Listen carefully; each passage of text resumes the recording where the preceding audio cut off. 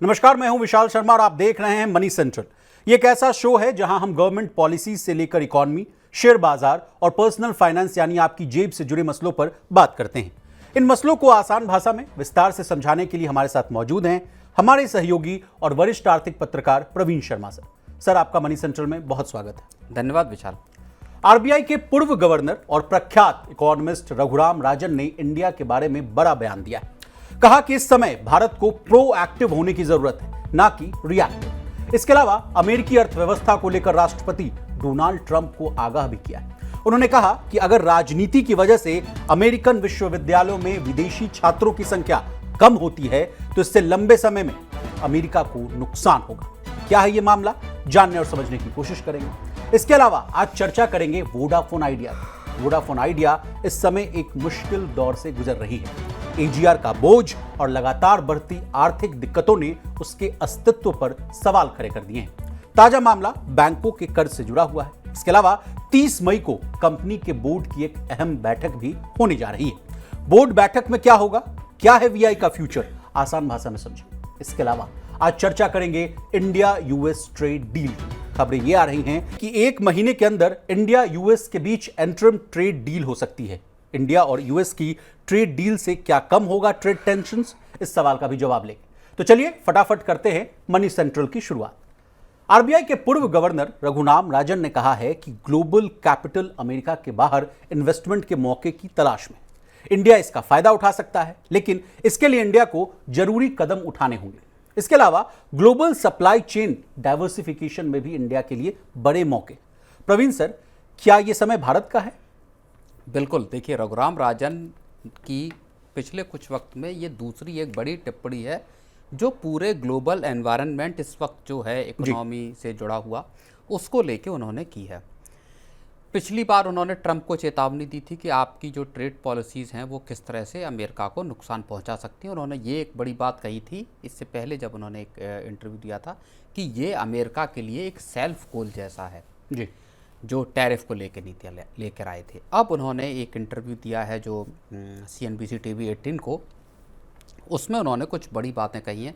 एक उसमें अहम बात यह है कि भारत इस पूरे का पूरा जो एक माहौल क्रिएट किया है टैरिफ को लेकर अमेरिका ने, उसमें भारत एक बड़ा बेनिफिशियरी बन सकता है जी।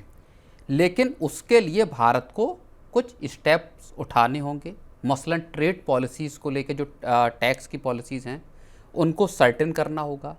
एक बिजनेस फ्रेंडली माहौल तैयार करना होगा। कंपनियों को ये भरोसा दिलाना होगा कि भारत में एक स्टेबिलिटी है आर्थिक नीतियों के हिसाब से। दूसरी उन्होंने बात ये कही है कि आपको रिएक्टिव की जगह प्रोएक्टिव बनना पड़ेगा, यानी आपको अपने एंड पे खुद को सक्रिय करना होगा। इस पूरे एनवायरनमेंट में, माहौल में अपनी पोजीशनिंग बेहतर करनी होगी, ना कि आप अमेरिका की जो ट्रेड की जो टैरिफ हैं या जो टैक्स लगा रहे हैं उस पर आप रिएक्शन करें अपना। मान लीजिए अमेरिका 25% का टैरिफ लगा रहा है, आप यहाँ से रिएक्शन दे रहे हैं उसका, आप प्रोटेक्शनिज्म का सहारा ले रहे हैं। उसकी बजाय भारत इस मौके को भुनाए। अगर आसान भाषा में हम समझें रघुराम राजन क्या कहना चाह रहे हैं तो उनका कहने का मतलब सीधे तौर पे ये है कि भारत को इस मौके को भुनाने की कोशिश करनी चाहिए जो अमेरिका ऊंचे टैरिफ लगाकर पूरी दुनिया में एक अनसर्टेनिटी क्रिएट कर रहा है। दुनिया भर से सप्लाई चेन का जो एक डिसरप्शन क्रिएट हुआ है अब इस पूरे माहौल में, जिसमें चीन से कंपनियां हट रही हैं, जिसमें दूसरी जगहों से कंपनियां ये सोच रही हैं कि किस तरह से हम कम टैरिफ वाले एक ऐसे मुल्क में काम शुरू कर सकते हैं जहां से अमेरिका में सामान भेजना आसान हो जी। और उसी कड़ी में अब भारत दुनिया के तमाम देशों का एक पसंदीदा मुल्क बन रहा है कि जहां पे आप सही लेबर रेट पे आप अपनी फैक्ट्रीज लगा सकते हैं। भारत के पास बड़ा लैंड मास है, बहुत तरीके की विविधता है, आप किसी भी देश के कोने में जाके फैक्ट्री लगा सकते हैं जो आपके धंधे को सूट करता हो। जी प्रवीण सर, क्या इस कहानी में China+1 वाला मामला भी जोड़ना बेहतर होगा? नहीं, बिल्कुल, पूरा मामला ही China+1 का है। असल में कहानी जो कोविड के वक्त शुरू हुई थी China+1 की, वो कहानी को एक नया थ्रस्ट दे दिया है डोनाल्ड ट्रंप ने अपने ऊंचे टैरिफ लगा के, रेसिप्रोकल टैरिफ लगा के। तो चाइना से जो कंपनियां चीन के लेके जो एक रिपोर्ट भी आई, मूडीज की रिपोर्ट आई थी संभवतः कि 30% टैरिफ पे भी चाइना का 70% सामान अमेरिका जा ही नहीं पाएगा। 30% टैरिफ भी अगर चाइनीज़ गुड्स पे अमेरिका लगाता है तो उसके बाद भी चीन का सामान अमेरिका नहीं पहुंचेगा। 145% तो छोड़ ही दीजिए। तो चीन के लिए बड़ी विषम स्थिति है इस वक्त, जहां पे कि उसको अमेरिका के साथ कैसे डील करना है वो समझ में चीन को आ नहीं रहा। जी, अब सर रघुराम राजन ने ये भी बातें कही हैं कि सब्सिडी पर जो निर्भरता है उसको भी कम करने की सलाह उन्होंने दी है। इस बात को कैसे हम समझे सर?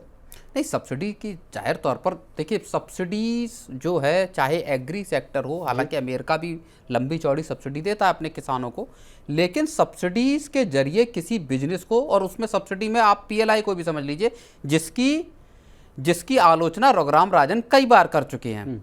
आप पिछले अगर उनके आर्टिकल्स, उनके इंटरव्यूज को देखेंगे तो पीएलआई को रघुराम राजन ये कह चुके हैं कि क्या ये वाकई एक सक्सेसफुल मॉडल है। इस चीज़ को लेके वो कई बार कह चुके हैं। उनका मानना यह है कि पीएलआई से कोई बहुत ज़्यादा वैल्यू क्रिएशन हुआ नहीं देश की इकोनॉमी में, और उस पर जो इंसेंटिव है बेसिकली वो सब्सिडीज़ हैं। और इसको लेके भी कई रिपोर्ट्स आई हैं कि क्या जो पीएलआई स्कीम है उसके जरिए जितना प्रोडक्शन होना चाहिए था, जितना रेवेन्यू आना चाहिए था, क्या वो उस तरह से आ पाया? क्या सरकार को पीएलआई स्कीम को ट्विक करना चाहिए?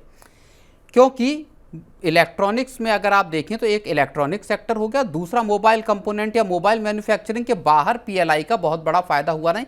तो मोटे तौर पर सब्सिडीज़ को अगर हम देखें तो उसी लिहाज से हमको समझना होगा, देश में एक स्ट्रक्चरल माहौल इस तरह का तैयार करना चाहिए जिससे कि बिना पीएलआई या बिना सब्सिडी दिए आपकी कंपनियां ग्रो कर सकें, वो इतनी कॉम्पिटिटिव बन सकें कि अपने प्रोडक्ट्स को दुनिया भर के मार्केट्स में बेच पाएं। जी सर, इसके अलावा रघुराम राजन साहब ने ये भी कहा है कि इंडिया समेत कई देशों में इंटरेस्ट रेट में कमी की गुंजाइश बैठती है। अगर भारत के परिप्रेक्ष्य में बात की जाए सर, तो जिस तरह से रिटेल महंगाई दर के जो आंकड़े आए हैं वो बेहद मतलब आरामदेह आया है। बहुत ही उसमें अगर आप कहा जाए तो बहुत लीवरेज मिलता हुआ दिखेगा सरकार को भी, आरबीआई को भी। 3.6 से कहीं ना कहीं घटकर 3.36 आना हो या 3.16% के आसपास आना हो, इसको कैसे देखा जाए सर, ये भी समझाएं। नहीं, बिल्कुल देखिए, महंगाई जो भारत की नहीं बल्कि पूरी दुनिया की एक बड़ी मुश्किल बनी हुई थी। पिछले अगर हम 2-2.5 साल के वक्त में देखें, भारत में भी हालत ख़राब थी। महंगाई 6-6.5% तक, 6.1% तक ऊपर चली गई थी पिछले अगर हम टाइम देखें उसमें। और तब से सरकार की सबसे बड़ी मुश्किल ये थी, और आरबीआई की, कि क्या ग्रोथ को संभाला जाए या महंगाई को संभाला जाए। आरबीआई की सबसे बड़ी समस्या यही थी कि एक तरफ ग्रोथ गिर रही थी जो 5.4% पे पहुंच गई थी थर्ड क्वार्टर में, माफ कीजिए सेकंड क्वार्टर में, और दूसरी तरफ महंगाई की दर लगातार बढ़ रही थी। तो ये जो एक सिचुएशन क्रिएट हो रही थी जिसमें अब अमेरिका दाखिल होता हुआ नजर आ रहा है, जहां पे कि स्टैगफ्लेशन की बात बार बार कही जा रही है कि आप ऊंची महंगाई और निचली ग्रोथ का सामना करते हुए नजर आएंगे। वो सिचुएशन भारत में थी, लेकिन इस साल के जो मौजूदा फिस्कल है उसके दिसंबर से अगर हम देखें, उसके बाद से देखें, लगातार महंगाई दर में कमी आई है। और अब जो एक रिसेंट एक रिपोर्ट आई थी उसमें यह कहा गया कि 2.5% के आसपास अगले 6 महीने में रिटेल इन्फ्लेशन भारत की रह सकती है। तो ये आप समझिए कि भारत के लिए इस वक्त सबसे महत्वपूर्ण यह है कि किसी भी तरह कंजम्पशन को रिवाइव किया जाए, और कंजम्पशन के रिवाइवल के साथ साथ जुड़ी हुई है आपकी ग्रोथ की रिवाइवल की कहानी। तो दोनों एक दूसरे के साथ लिंक्ड है, और उसके साथ ही भारत ग्रोथ को सबसे ज़्यादा तवज्जो अभी देता हुआ नज़र आ रहा है, जहाँ पे आरबीआई अब जब जून में मॉनेटरी पॉलिसी की बैठक होगी तो वहाँ एक और 25 बीपीएस की रेट कट कर सकता है, ऐसी उम्मीद जताई जा रही है। प्रवीण सर, उससे पहले 30 तारीख को भी एक बड़ा इवेंट है, Q4 जीडीपी के आंकड़े भी आएंगे, वहाँ से भी क्या तस्वीर सामने आ सकती है सर? कहा जा रहा है कि 7% की दर से इकॉनमी बढ़ती हुई नजर आएगी। बिल्कुल, और पूरे चारों जो तिमाही हैं उनमें सबसे ज़्यादा ग्रोथ वाली तिमाही ये हो सकती है, ये कहा जा रहा है। और बात फिर वहीं आ जाती है कि सबसे बड़ा जो झटका लग रहा था पिछले साल से, वो लग रहा था खपत को, डिमांड को, चाहे रूरल हो, चाहे अर्बन एरियाज हो, चाहे एफएमसीजी जो रोज़मर्रा की ज़रूरत के प्रोडक्ट्स हैं, उनकी बिक्री एकदम से थमती हुई नज़र आई थी। चाहे ग्रामीण इलाके देख लीजिए, चाहे शहरी इलाके देख लीजिए, वहाँ पे क्या रिवाइवल नज़र आ रहा है, इसकी जो संभावनाएं हैं वो पूरे का पूरा जो जनवरी, फरवरी, मार्च तिमाही में उसकी उम्मीदें दिखाई दे रही हैं। और एक बड़ी उसकी वजह यह है कि फार्म आउटपुट बहुत अच्छा रहा है, किसानों की इनकम अच्छी हुई है, और किसानों की इनकम अच्छी हुई है तो उसके बाद से आप ये समझिए कि जो खपत है, जो डिमांड है, उसमें भी रिवाइवल नज़र आता हुआ दिखाई दे रहा है। अब सर अमेरिकी अर्थव्यवस्था पर चलते हैं। वहाँ भी कहा जा रहा है कि जो विश्वविद्यालय वाला जो मामला है सर, हार्वर्ड वाला, और वहाँ जो यहूदी विरोधी जो भावनाएं जो भड़की, उसकी वजह से जो तमाम तरह की जो टेंशन शुरू हो गई है, उसको लेकर भी राजन साहब ने कहा है कि देखिए विदेशी छात्र जो है हमेशा से अमेरिकी इनोवेशन और आर्थिक तरक्की का एक अहम हिस्सा रहे हैं। अगर आप उनको रोकेंगे तो वो आपके लिए ही नुकसानदेह हो सकता है। ये वाले मामला भी हम आपसे समझना चाहेंगे सर। नहीं, वो देखिए उनका ये कहना है कि अमेरिका को, मतलब अगर मैं इसको समराइज़ करूं तो एग्जैक्ट वर्ड टू वर्ड मैं नहीं बात कर रहा, लेकिन मोटे तौर पर आप ये बात को समझिए कि अमेरिका को किन लोगों ने बनाया है। तो अमेरिका किसी एक मूल के लोगों का देश नहीं रहा। अमेरिका में मल्टी एथनिसिटी वाले लोग, चाहे अफ्रीकन हों, चाहे यूरोपियन हों, चाहे इंडियन मूल के हों, एशियाई मूल के लोग हों, वो तमाम लोग पहुँचे अमेरिका में। स्किल्स का जो टॉप स्किल के लोग पहुँचे, क्रीम दुनिया भर का, या जो ब्रेन्स हैं दुनिया के सबसे शार्प ब्रेन्स हैं, वो अमेरिका पहुँचे, अमेरिकी यूनिवर्सिटीज़ में पहुँचे, वहाँ उन्होंने पढ़ाई लिखाई की और फिर अमेरिकी इंडस्ट्रीज़ में वो खप गए। चाहे गूगल हो, माइक्रोसॉफ्ट हो, चाहे मेटा हो, अगर आज की हम कंपनियों की बात करें, टेस्ला हो, या कोक हो, पेप्सी हो, नहीं सर, डॉक्टर्स देखिए, टॉप के जो भारतीय डॉक्टर्स हैं वो आपको अमेरिकन दिखेंगे। आपको अगर साइंटिस्ट देखिए नासा में, हाँ नासा देख लीजिए, डॉक्टर्स का मान लीजिए इंडिविजुअल लेवल की बात अगर हम ना करें, हम कॉरपोरेशंस के हिसाब की अगर हम बात करें बड़ी कंपनियों के, तो जितनी बड़ी इंदिरा नूई आपकी पेप्सिको की ग्लोबल सीईओ रही, और इसमें आप लाइन लगा लीजिए, अजय बंगा से लेके चाहे सत्या नडेला ले लीजिए, चाहे आप जो गूगल के भी सीईओ हैं उनका नाम ले लीजिए, आप across the sectors, across the field, चाहे टेक्नोलॉजी हो, चाहे दूसरी कंपनियां हो, पेप्सिको जैसी एफएमसीजी कंपनी हो, सारी जगह पे भारतीय हों या दुनिया के दूसरे चाइना के हों या दुनिया के दूसरे मुल्कों के लोग हों, इजरायली हों, तो वो वहाँ पर गए, पढ़े, और फिर वहाँ और रघुराम राजन ने एक बहुत अच्छी बात कही है जो समझना जरूरी है। उन्होंने ये कहा है कि ये लोग जो ये यूनिवर्सिटीज़ में जो लोग आए हैं, ये केवल अमेरिका की ग्रोथ में रोल नहीं दे रहे, अमेरिकी कंपनियों की ग्रोथ में रोल नहीं दे रहे, बल्कि ये ग्रोथ के डिस्ट्रीब्यूशन में मददगार साबित हो रहे हैं। यानी आप गए अमेरिका, आप अमेरिका से पढ़े, आपने तालीम ली, स्किल लिया, और आप वापस भारत आए, भारत में मान लीजिए आपने अपना स्टार्टअप खोला या इनोवेशन किया या किसी कंपनी में आपने काम किया और उसको नई ऊंचाइयों तक पहुंचाया, तो आपने उस देश की इकोनॉमी में योगदान दिया। तो अमेरिका इसलिए जाना जाता था जी। अब उसको अगर आप रोकते हो तो वो एक क्राइसिस पैदा होगी, उस चीज़ की उन्होंने चेतावनी ट्रंप को दी। और एक और बड़ी बात उन्होंने जो कही है वो उन्होंने ये कहा है कि जब इस तरह का फैसला लिया जा रहा था, जब इस तरह की पॉलिसी बनाई जा रही थी, तब अमेरिकी यूनिवर्सिटीज़ ने इसके खिलाफ जमकर आवाज़ नहीं उठाई। ये एक अनफॉर्चुनेट चीज़ है। चलिए आगे बढ़ते हैं और बात करते हैं वोडाफोन आइडिया की। वोडाफोन आइडिया एक बार फिर फंड जुटाने की तैयारी में है, लेकिन बड़ा सवाल यह है कि कहां से वीआई को पैसा मिलेगा, कौन सी बैंक इनकी मदद करेगी। इसके अलावा कंपनी के बोर्ड की बैठक 30 मई 2025 को होगी, जिसमें नए फंडिंग प्रस्ताव पर विचार किया जाएगा। सर, अगर पैसा जुटाने का अच्छा प्लान सामने आता है तो वीआई के लिए बड़ी राहत की बात तो होगी, लेकिन अगर स्थिति उलटती हुई दिखेगी तो मुश्किलें और बढ़ जाएगी सर। नहीं, देखिए एजीआर ड्यूज पे जब से 19 तारीख को जो सुप्रीम कोर्ट का फैसला आया, जहाँ पे कि वोडाफोन आइडिया हो, एयरटेल हो, या आपकी जियो हो, माफ़ कीजिए टाटा टेली सर्विसेज हो, इनको लेके जब सुप्रीम कोर्ट ने ये कहा कि आपकी जो पिटीशन है वो मिसकंसीव्ड है, आपको जी अगर कोई राहत चाहिए तो आप सरकार के पास जाएं, सरकार अगर आपको एजीआर के जो बकाया हैं उस पर राहत देती है तो हमको कोई इसमें आपत्ति नहीं है। लेकिन सर अब इस मामले में यह है कि जब ये मामला अब सुप्रीम कोर्ट के हाथ से बाहर निकल गया, सरकार के हाथ में पहुंच गया, सरकार अभी विचार कर रही है कि दें ये राहत या न दें, और हो सकता है सरकार न भी दे, क्योंकि सरकार के अंदर भी इस बात का को लेके एक चिंता है, उहापोह है और कंसर्न है इस बात का कि क्यों राहत किसी कंपनी के जो बकाया हैं उस पर सरकार दे। कंपनियों को अपना धंधा खुद चलाना होगा, सरकार की ये जिम्मेदारी नहीं है कि कंपनियों को धंधा चलाए। लेकिन उसमें एक दूसरा तर्क भी है कि सरकार क्या डुओपोली चाहती है या 3 कंपनियों वाला एक टेलीकॉम सेक्टर चाहती है, वो बहस एक अलग है जी।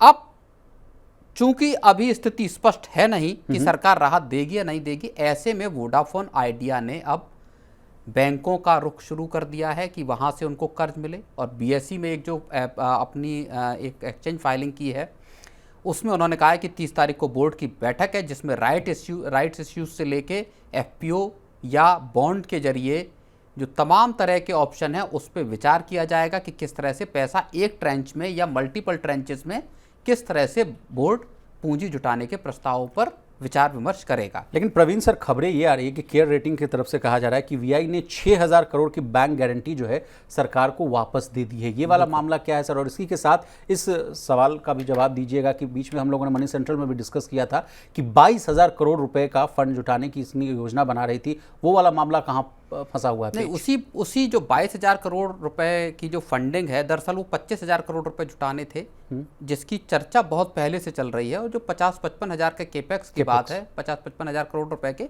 उसको पूरा करने के लिए आपको 25,000 करोड़ रुपए वोडाफोन आइडिया को जुटाने का एक प्रस्ताव था वोडाफोन आइडिया का। अब कंपनी उस पर लगी हुई है जहां वो बैंकों से बात कर रही, लेकिन बैंक अब तक इस चीज़ को लेके, जैसी बार बार खबरें आई, बैंक इस चीज़ को लेके थोड़ा सा चीज़ों की क्लैरिटी चाह रहे थे कि एजीआर के बकाया पर आखिरकार तस्वीर किस तरह की निकल के आती है। अब जो बात निकल के आ रही है वो ये है कि सरकार के हाथ में गेंद है।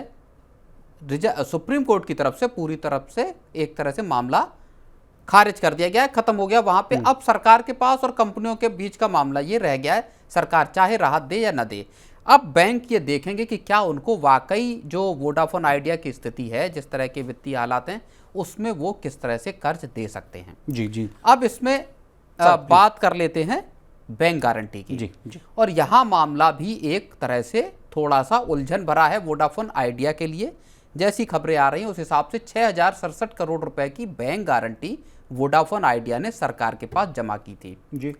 अब चिंता इस बात की है कि क्या सरकार इस बैंक गारंटी को इन्वोक कर सकती है। इन्वोक करने का मतलब बैंक गारंटी को भुना सकती है। क्या होगा सर भुना लेगी तो? भुना लेगी तो कंपनी को बैंकों के पास जाना पड़ेगा। बैंकों ने ये बैंक गारंटी जो है वो वोडाफोन आइडिया को दी है। किसके रेस्पेक्ट में? दो तरह की चीज़ें होती हैं। देखिए, या तो आप कर्ज ले लीजिए या आप बैंक गारंटी ले लीजिए। जी। कर्ज में आपको ऊंचा ब्याज देना पड़ता है, बैंक गारंटी में आपको 1 से 2% सालाना का कमीशन देना पड़ता है। इसका मतलब ये हुआ कि बैंक गारंटी आपको सस्ती पड़ती है। अगर सरकार, और ये बैंक गारंटी के पीछे कोलेट्रल ये होता है, बैंक के पास कंपनी का कुछ फिक्स डिपॉजिट है या कुछ कैश रिजर्व बैंक में जमा है, उस आधार पे आपको एक बैंक गारंटी जारी की जाती है। जी। सरकार ने अगर इस बैंक गारंटी को इन्वोक किया 6000 करोड़ की, तो वोडाफोन आइडिया को तत्काल बैंकों के पास जाना पड़ेगा और उसको इस पैसे को लोन के तौर पर लेना पड़ेगा। क्योंकि ये पूरा पैसा वोडाफोन आइडिया के पास नहीं है जो कि वो चुका सके। सरकार को तो बैंक ये पैसा दे देंगे, लेकिन वोडाफोन आइडिया को फिर इस पैसे को कर्ज के तौर पर लेना पड़ेगा और उस कर्ज के उसको जो लोन के ब्याज होते हैं उसकी तरह से उसका भुगतान करना पड़ेगा।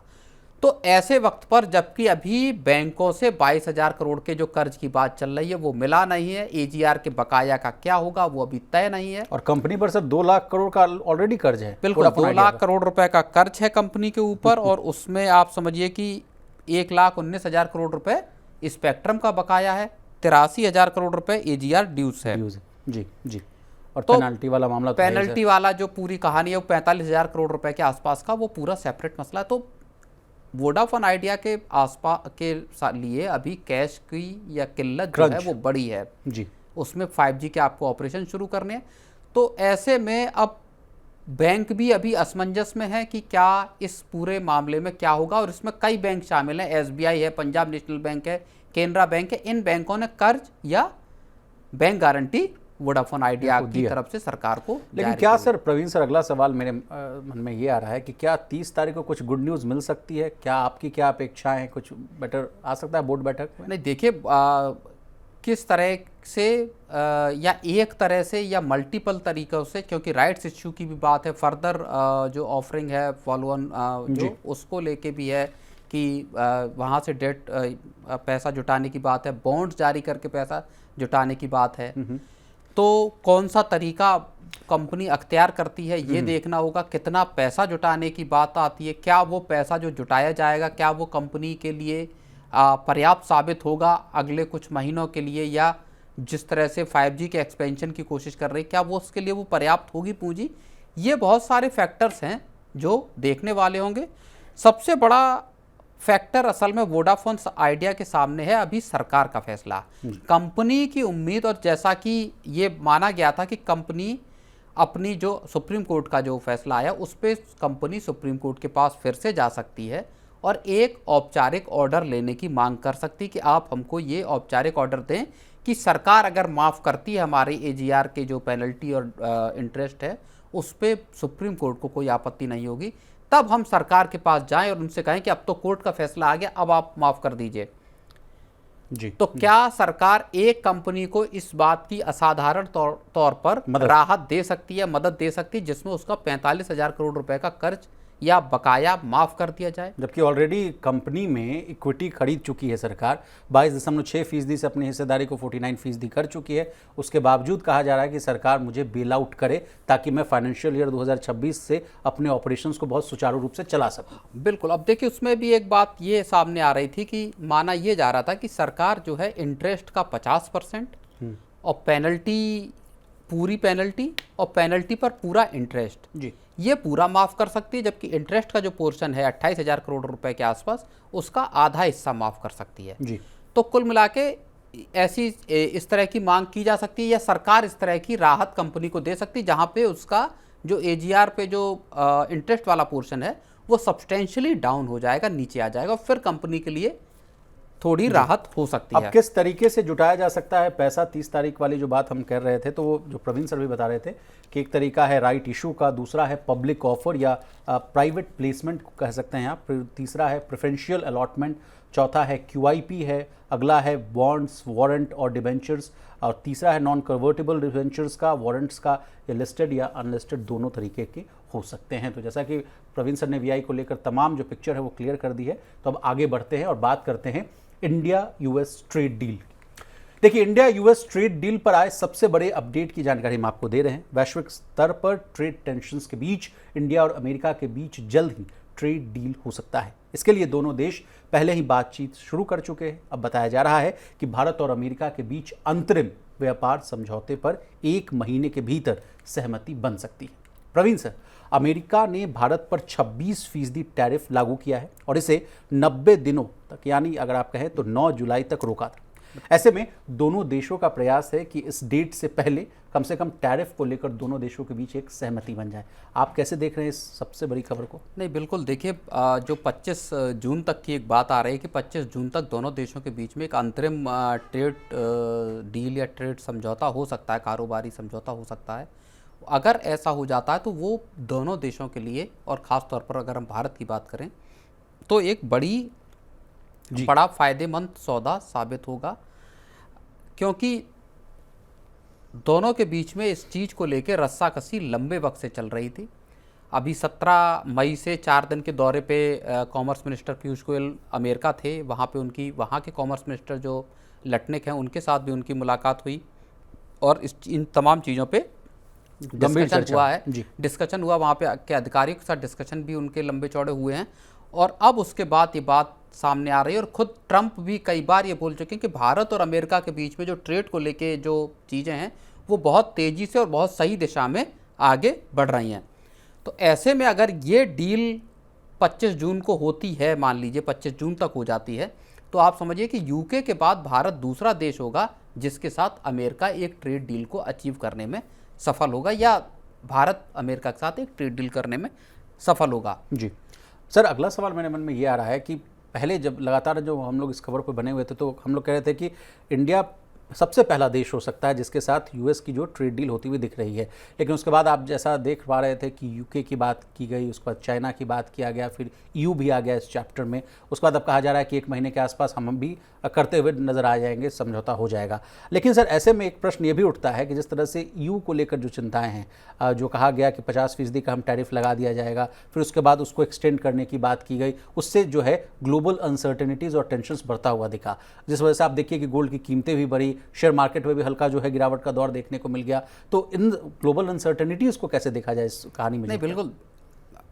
जो यूरोपियन यूनियन के साथ ट्रेड डील अभी हुई नहीं, और जल्द होने की उम्मीद भी नहीं है, क्योंकि उनके साथ अमेरिका के टकराव कहीं ज़्यादा बड़े नज़र आ रहे हैं। यूरोपियन यूनियन के साथ, यूके के साथ जरूर ट्रेड डील हुई है। दोनों अगर दुनिया में अमेरिका के जो सबसे बड़े दो क्लोज पार्टनर्स हैं, अगर हम उनकी बात करें तो उसमें एक यूनाइटेड किंगडम आ जाता है, ब्रिटेन आ जाता है, और दूसरा इजराइल आ जाता है। तो वहाँ पे यूके के साथ उस तरह से डील होना एक स्वाभाविक बात थी। भारत के साथ चूंकि तमाम मसले हैं, भारत का ट्रेड सरप्लस है गुड्स के मामले में, अमेरिका का ट्रेड सरप्लस है सर्विसेज के मामले में भारत के साथ जी। तो अब गुड्स के जो सरप्लस वाला मामला है, वहाँ पे दोनों देशों के बीच में एग्रीकल्चरल प्रोडक्ट्स एक बड़ा फांस बनी हुई है। स्टील, एल्यूमिनियम जैसे प्रोडक्ट जिन पे अमेरिका ने 25% का टैरिफ लगा दिया था रेसिप्रोकल, वो एक मसला बना हुआ। कई सारे मसले ऐसे थे जो आयरन आउट किए जाने बाकी थे भारत और अमेरिका के बीच में। अब जब ट्रेड डील होगी तो कितने आइटम इसमें शामिल होंगे, जो अंतरिम ट्रेड डील है या जो फर्स्ट फेज की ट्रेड डील है, उसमें कितने आइटमों पर ड्यूटीज़ को दोनों देश फिक्स करेंगे? क्या जीरो ड्यूटी वाले सामानों की लिस्ट सबसे पहले आएगी कि दोनों देश एक दूसरे से किन किन प्रोडक्ट्स पे जीरो ड्यूटी लेने वाले हैं, उनकी लिस्ट सामने आएगी?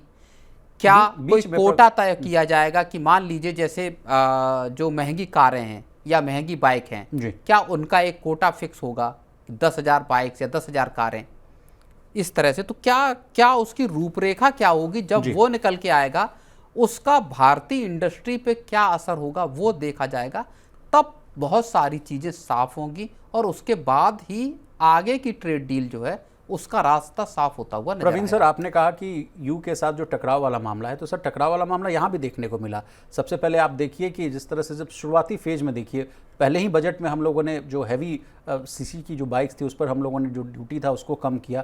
उसके बाद कहा जा रहा था कि तमाम तरह के उपाय किए जा रहे थे। फिर बीच में कहा गया ट्रंप साहब के द्वारा कि जीरो टैरिफ लगा रहा है भारत। उसके बाद एस जयशंकर साहब का बयान आता हुआ दिखा। उसके बाद कहा गया कि जल्दी ट्रेड डील करते हुए हम लोग नजर आएंगे। तो तमाम तरह की जो पहलू है, उसके बाद एक नया जो एक्शन देखने को मिला था सर एप्पल को लेकर, कहा गया कि आप जो है भारत की चिंता मत कीजिए, आप अमेरिका की चिंता कीजिए, यहाँ पर आप बनाइए। उसके बावजूद भी जो रसाकसी देखने को मिला, तो क्या सर ये टकराव आगे भी देखने को मिलेगा या नहीं? देखिए, एक तो चीज़ ये है कि जो हैवी सीसी वाली या बड़े इंजन वाली गाड़ियां हैं, बाइक्स की अगर हम बात करें, भारत में उनकी सेल्स कितनी है हमको ये देखना होगा।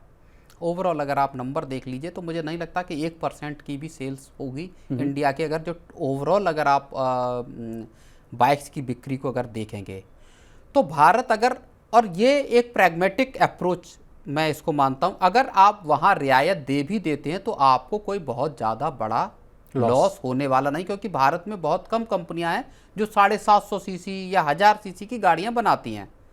आप याद कीजिए कौन सी भारत की ऑटोमोबाइल कंपनी है जो 1000 सीसी या 750 सीसी की गाड़ी बनाती है। 650 सीसी के आसपास की गाड़ी आपका रॉयल एनफील्ड बनाती है। तो बहुत कम कंपनियां हैं, बहुत कम सेल्स है। वहां अगर आप दे देते हैं छूट अमेरिका को, जिसकी हार्ले डेविडसन को लेके बहुत लंबे वक्त से इन चीज़ों की दोनों देशों के बीच में जंग चल रही है, तो ये एक बेसिकली प्रैग्मेटिक अप्रोच है जिसको सरकार शायद पहले भी कर सकती थी कि ठीक है आप लेके आओ, बिकती ही कितनी गाड़ियां, 1000, 2000 या 10,000 गाड़ियां भी मान लीजिए एनुअली अगर सेल्स है। तो एक प्रैग्मेटिक अप्रोच इंडियन गवर्नमेंट की तरफ से अपनाई जा रही है अब, जिसमें कि जहां पे अमेरिकी प्रोडक्ट्स को आने का रास्ता दिया जा सकता है भारतीय, क्योंकि प्रोटेक्शनिज्म के आधार पे आप टिक नहीं सकते जी। दुनिया के कारोबार में, हमको अच्छी चीज़ लगे या बुरी चीज़ लगे, प्रोटेक्शनिज्म जरिया नहीं हो सकता अपने कारोबार को बचाने का, लेकिन आपको अपनी इंडस्ट्री को कॉम्पिटिटिव बनाना पड़ेगा जी। और वही रास्ता है जो अब दुनिया भर की कंपनियां भारत आ रही हैं। तो यहाँ से, और भारत की कंपनियां अगर बाहर माल बेचना चाहती हैं, अगर चीन की जगह आप लेना चाहते हैं, तो आपको खुद को कॉम्पिटिटिव बनाना पड़ेगा। आपको कॉस्ट का जो स्ट्रक्चर है उसको वहाँ लाना पड़ेगा जहाँ पे कि आप दुनिया भर में सामान बेच पाएँ। अंतिम सवाल सर, जो एग्री प्रोडक्ट्स को लेकर और फार्मा को लेकर बहुत चिंताएं रहती थी इंडिया यूएस ट्रेड डील से, उसका क्या होगा सर? उस पर भी हम आपसे जानकारी लेना चाहेंगे। एग्री को लेकर बहुत असमंजस दिख रहा था। एग्री एक सबसे बड़ी फांस है दोनों देशों के बीच में, क्योंकि देश के लाखों करोड़ों किसानों का मसला जुड़ा हुआ है। फार्म इनकम को सरकार दोगुना करना चाहती है। आज ही जो पैडी का एमएसपी का को लेकर कैबिनेट का एक बड़ा फैसला आया है। तो फार्म इनकम को सरकार का पिछले कई वर्षों से ये योजना है, ये प्लान है कि किसानों की कमाई डबल करनी है। अब अमेरिकी प्रोडक्ट, सरकार की सबसे बड़ी जो चिंता है वो इस बात को लेकर कि अगर अमेरिकी प्रोडक्ट्स की यहाँ डंपिंग शुरू हो गई, मान लीजिए आलमंड्स हों या दूसरे प्रोडक्ट्स हों, वेजिटेबल्स हों, बाकी चीज़ें, तो उससे भारतीय किसानों को किस तरह से प्रोटेक्ट रखा जा पाएगा जी। क्या उनकी इनकम, चाहे अमेरिकी डेयरी प्रोडक्ट्स मान लीजिए भारत की बाज़ार में आना शुरू हुए, तो क्या भारत के बाज़ार में जो भारतीय किसान हैं, जो डेयरी इंडस्ट्री से जुड़े लोग हैं, क्या वो अपने कारोबार चला पाएंगे? क्या किसानों के लिए मुश्किल नहीं पैदा हो जाएगी? इस चीज़ को लेके एक बड़ी चिंता भारत सरकार के पास है जी। उसको कैसे अब दूर किया जाएगा? दूसरे चरण की या पहले चरण की में मुझे नहीं लगता कि एग्री प्रोडक्ट्स शामिल होंगे इस लिस्ट में। जी। हो सकता है दूसरे या सबसे आखिरी चरण में एग्री प्रोडक्ट्स की चर्चा हो और उनको लिस्ट आउट किया जाए कि कौन कौन से प्रोडक्ट्स हैं, किस तरह से उस पर दोनों देश एक दूसरे पर ड्यूटीज़ लगाएंगे। लेकिन वो मुझे लगता है सबसे क्रिटिकल पार्ट है इस पूरे भारत और अमेरिका के बीच में जो ट्रेड डील होगी। जी जी। और एक चीज़ और भी है कि पूरी दुनिया में अब आप समझ लीजिए, जो बात मैं जितना देख रहा हूँ, पढ़ रहा हूँ, पूरी दुनिया में अब ट्रेड डील एक कॉम्प्रिहेंसिव वे में होती हुई नज़र नहीं आ रही दुनिया भर के देशों के बीच में। इसका मतलब एक व्यापक ट्रेड डील किसी भी दो देशों के बीच में एग्रीमेंट होते हुए अब दिख नहीं रहे। वो दौर संभवतः अब चला गया जहाँ पे कि इस तरह की चीज़ें थी। अब खींचतान, अब जो कहा जाए कि जो चीज़ें मुश्किल ज़्यादा हैं, इसीलिए एक बड़ी डील भारत और अमेरिका के बीच में कैसे होगी, क्योंकि अमेरिका बहुत सारी, या चीन के साथ ही देख लीजिए, अमेरिका की कोई एक बड़ी कॉम्प्रिहेंसिव हो सकता है, कुछ प्रोडक्ट्स पे, कुछ सेक्टर्स के आधार पर छिटपुट डील्स हों, और यही यूरोपियन यूनियन के साथ हो सकता है, यही भारत के साथ भी हो सकता है, जहाँ पे कि कुछ कुछ सेक्टर्स के लिए डील हो गई, बाकी जो जैसा चल रहा है वैसा चलेगा। जैसा रेयर अर्थ मेटल्स को लेकर देखा गया था इंडिया यूएस के बीच में, यूएस चाइना के बीच में, तो बहुत सारी चीज़ें ऐसी हैं जहाँ पे कि जैसे अब अमेरिका चाहता है कि ठीक है, आप इलेक्ट्रॉनिक गुड्स जो हैं चाइना के, लैपटॉप हो गया, बाकी सामान, चिप हो गए, वो तो बोले हम ले लेंगे, कपड़े नहीं लेंगे आपसे, कपड़े भारत से ले लेंगे जी। तो अब क्या हुआ, इंडस्ट्री शिफ्ट हो गई भारत की तरफ जी। जो टेक्सटाइल मतलब बनाने वाले लोग, उसी का उदाहरण दे भी रहे हैं सर, रघुराम राजन भी कह रहे हैं कि जो चाइना से जो मैन्युफैक्चरिंग यूनिट हटेगी तो उसका सबसे ज़्यादा जो बेनिफिट है वो भारत को भी मिलता हुआ दिख सकेगा। तो प्रवीण सर, आपका बहुत शुक्रिया, आपने कीमती समय निकाला और तमाम विषयों को बहुत ही आसान भाषा में विस्तार से समझाने की कोशिश की। तो आज के मनी सेंट्रल में बस इतना ही। इसी तरह देश, दुनिया और बिजनेस जगत से जुड़ी तमाम ताज़ा तरीन खबरों के लिए बने रहिए हमारे साथ और देखते रहिए मनी 9।